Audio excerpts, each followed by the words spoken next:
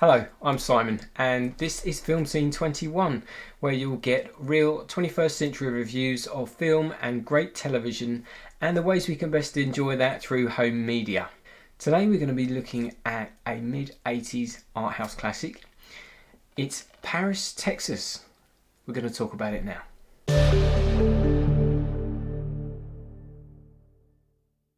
So Paris, Texas was brought to you by director Wim Wenders, and the screenplay was co-written by Pulitzer Prize winner Sam Shepard alongside Ellen Kit Carson, who were both previously actors. Harry Dean Stanton plays Travis Henderson, who we find wandering about the deserts and plains of the American South until he is discovered somewhere near the Mexican border by his brother Walt, who takes the catatonic Travis back home with him.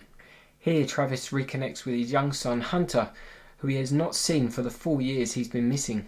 The story then proceeds as we join Travis on a journey of discovery, or should I say rediscovery, of life with his son, of how his brother and his sister-in-law have been looking after the boy, and the possibilities of locating his wife. Elements of mystery, romance, family drama and past regrets take us on a journey of experiences and encounters as Travis tries to reconnect with many things: society at large, his family, and even his own sense of self.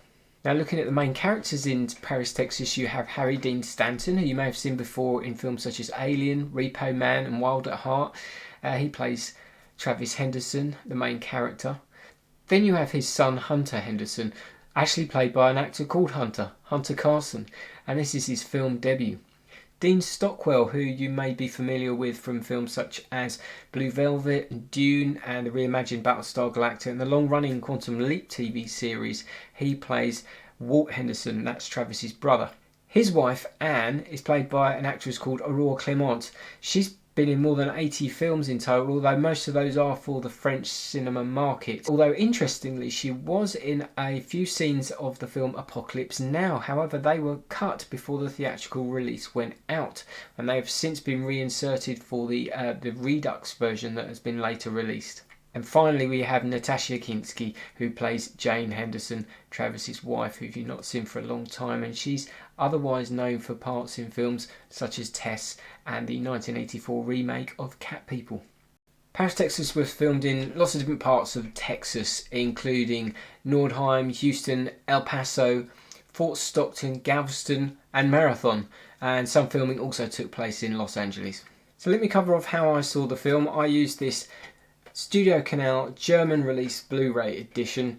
It's a lovely release. It comes in this nice slipcase. It's got a removable ratings logo. It's just on the shrink wrap there. I keep the shrink wrap on it initially for a couple of reasons. One, just to protect it until I get a better cover for it, and from shelf wear, etc. And also, if I decide to pass it on to another collector, then they'd be happier receiving it like this, and then they can remove it if they so wish to, or keep it on themselves. It's got a nice image on the front. It's the beautiful Natasha Kinski, but that is from a pivotal scene in the film, so that's kind of key, I suppose. And the back of the package, I'll do a little close up there for you, just so that you can just sort of spot any information you want, assuming you speak German, of course. And inside we have the inner case. It just slides out. It's got the same artwork on there, and again it's got this huge ratings logo. However, they have kindly supplied you as collectors with a reversible sleeve. So as you can see, if I take the disc out, you will see the same artwork is on the inside, so you can actually take the inlay sleeve out, flip it round, and that way you can have the version that doesn't have the ratings logo on there if you so desire. There's a small booklet in there of other films that the company Art House provide for Studio Canal, and then obviously you have the disc in there as well with exactly the same artwork that's on the front cover. And not only that, but you also get a very nice, I think it's a 32-page booklet in here. Same art cover on that. You've got Harry Dean Stanton as Travis on the back. It's very nice, very sort of high quality paper, and it's got some superb imagery in there from the movie. But again, it's all in German, so wonderful if you're a German reader. For the rest of us, we can just enjoy the imagery or learn German. So there you go. So it's a very nice package, one to enjoy. Now regarding the picture, although the film was originally released to North American audiences in the wider aspect 1.85:1 ratio, this is presented here on this Blu-ray in the European release 1.66:1 aspect ratio. Originally shot on 35mm colour film, there is an element of film grain across the image here, which is perfectly natural, and it is more apparent in some scenes than others. Just a point of note, Paris, Texas has also been released by the Criterion Collection on Blu-ray and DVD for the North American market, and they opted for what they call the Director's Preferred 1.78:1 aspect ratio. However, neither of those releases will feature the 4K digital restoration print that features on this Blu-ray release here. This restoration was carried out by the Wim Wenders Foundation under his supervision and outshines the Criterion in all areas, including better compression and colour grading. So this is going to be the best image quality you can expect for some time to come, until somebody elects to put it on a true 4K UHD release. The audio track on this disc is DTS HD Master Audio 5.1 in English. There is also a German language track in the same format. Although originally released in mono, this release is presented in a surround format under the supervision of the director and utilising the original audio stems. It's certainly lovely and produces a wonderful soundscape. So looking at the film itself, I'd like to talk about how I found the experience. So this may contain what some may consider spoilers, so if that's you, you might want to skip to the next section. I found the script interesting in parts, especially some of the scenes of dialogue between the main characters. I'd like to make special mention of the scene where Travis and Jane finally come together. They're separated by one-way glass though, although they can hear each other. It's interesting though, because he knows it's her but she doesn't know it's him, which is understandable because he barely says much at all, and she does most of the talking. And being someone who provides company for those who need it, she's become pretty good at that. However, large portions of the film are free of dialogue. They are carefully composed images of landscapes or vignettes of characters travelling from one place to another or just being in the moment. It's designed to be introspective and has existential overtones and nuances, but some scenes are very laboured and there just wasn't quite enough to keep me interested at times. Overall, there were only a few elements I could connect with. I was keen to see where the story would lead, but it was a very protracted experience getting there. And at the conclusion, well, let's just say it may be one of those films that leaves you a little frustrated. So let's just cover off some of the performances provided for the characters by the actors. Now, Harry Dean Stanton, who I'd seen before in films such as Alien and even Pretty in Pink and Twin Peaks Fire Walk with Me, I guess he gave the performance that the director wanted. Now, while I've enjoyed him in those other films, I just felt the character of Travis was just a little too detached. Travis is so hard to read sometimes. It's also difficult to know whether that's down to how the character's been written or the influences of Harry Dean Stanton's performance choices. There were brief sparks of life, but all in all I found Travis a very frustrating character to spend a whole movie with.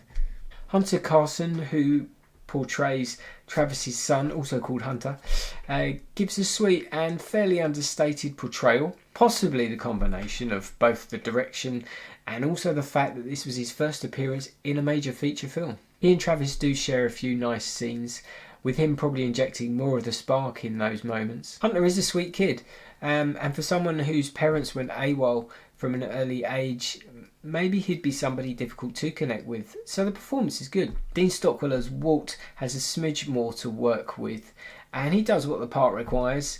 He shows care and frustration in equal measure, but again I feel the part was underwritten. Aurora Clement plays Walt's wife Anne, and she does show emotional loss at times, although the character feels like a fairly peripheral piece of the jigsaw. In my view, despite her limited screen time, Natasha Kinski as Jane is the most interesting character. She really holds your attention and emotes really well, even when she's not speaking. It would have been nice to have spent more time with her character, but that wasn't the story they wanted to tell. What are my thoughts on the look and the feel of the film? It's kind of like a painter's film, where there are long shots of vast landscapes or wide shots of intimate character moments. This, along with the pacing, encourages you to soak up the imagery and wallow in the possibilities of what's gone before and what's still to come. The score is provided by musician Ry Cooder with a languid roots country vibe. Mostly slide guitar mixing with natural sounds of the environment. This was really cool to begin with, but the near constant pauses after nearly every riff is played did become a little tiresome for me. A few interesting bits and pieces I found out about Paris, Texas. The script had yet to be finished when filming commenced, and there was a short intermission of a few weeks for it to be completed. This was due to the fact that co-writer Sam Shepard moved on to another job, but he was kind enough to provide some notes for the director to aid with the completion. Hunter Carson also played Bud Bundy in an unaired pilot of the 80s to 90s sitcom Married with Children, for those of you that remember that show. According to director Wim Wenders, Harry Dean Stanton was a little unsure of his part and the age disparity between him and co-star Natasha Kinski, as he was 34 years older. Incidentally, Natasha Kinski wrote a diary for her character Jane to develop her backstory. She imagined Jane emigrating from Europe and receiving more affection from Travis than she had done from anyone else. Okay, there are a few nice special features on this German Studio Canal release. You have an audio commentary from director Wim Wenders. You also have an interview with him from 2001 with journalist Roger Williamson, runs for nearly 29 minutes. Then you have some deleted scenes with optional commentary from the director as well. They run for just over 22 minutes. There is also some really nice Super 8 home movie footage which actually forms part of the film, but here you have it in its entirety rather than just the snippets you see, and it runs for about 6 minutes 40. And then you have footage of Natasha Kinski at the Cannes Film Festival, which runs for about 4 minutes 40. And then you have also the German theatrical trailer, along with some bonus trailers for about 3 films and some start-up trailers as well when you first put the disc in. Please note there are no English subtitles on this as it is a German release. Talking about alternate versions, if you didn't want to get a German-centric release that I have here, there is a UK release from Axiom Films which shares the same audio as this, but it doesn't have the 4K restoration, and it also shares the same 1.78:1 aspect ratio as the Criterion editions I mentioned earlier. Features wise, the Axiom UK release loses the Wim Wenders interview and the bonus trailers, but it gains a 44-minute documentary from 1989 by Paul Joyce called The Road to Paris, Texas, and you will also get English subtitles for the main feature.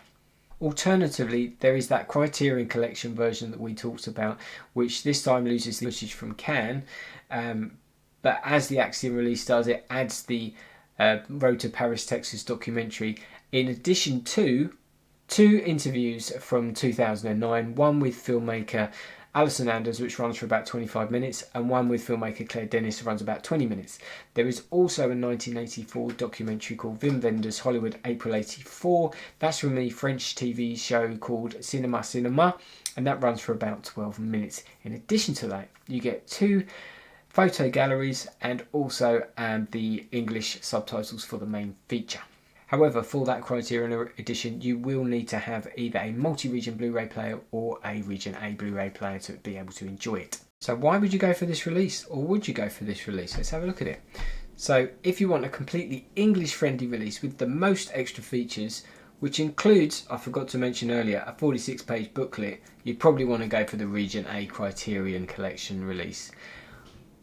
But you will need a multi-region player or Region A player to be able to enjoy that. Likewise, if you need a Region B all-English release, which came with a 24-page booklet in early pressings and has almost all the features of the German one, except it swaps out the director interview for the Road to Paris, Texas documentary, then you'll want to opt for the Axiom Films UK release. However, if like me, image is your primary concern, then it's the Studio Canal German release all the way. It also has some nice features and a lovely booklet, although probably more enjoyable if you can read German. But that 4K restoration is the best looking image you will find to date. Now my final thoughts on Paris, Texas. I had seen this once before a long time ago, and I remember being really keen to see it as it was one of those cult favourites, and I was really keen to see this special movie. although I also remembering not really connecting with it back then. Thinking I may have been a little too young to really appreciate it back then, I had great expectations this time around. However, I was once again left a little cold. I look for genuineness in a film, which I believe this has. But I also look for an emotional connection, and I just didn't get that. There were scenes and moments that I liked, but as a whole, it fell flat for me. Here's the point where we give the film a score out of 10, as I like to do, and I'm sure you'd be interested to hear what I think. For those of you with a deep affinity with Paris, Texas, you're most likely going to disagree with me on this. But for me personally, I would give Paris, Texas a 6 out of 10. I can tell it's a genuinely made film where a lot of care has been put into it, and as a snapshot of a simpler time, it kind of works. But with its slow drawn out pace and the lack of emotional connection to characters, especially the main character Travis, I didn't get as much out of it as I would have liked. So that's my review of Paris, Texas. What did you think of it? Did you get it on Blu-ray? Which release did you go for? I'd love to hear your comments. Let's start a conversation off and talk about it. So I hope you enjoyed that. You found it interesting. If you did, please hit that like button. It really helps me out. And if you want to see more content like this, please subscribe.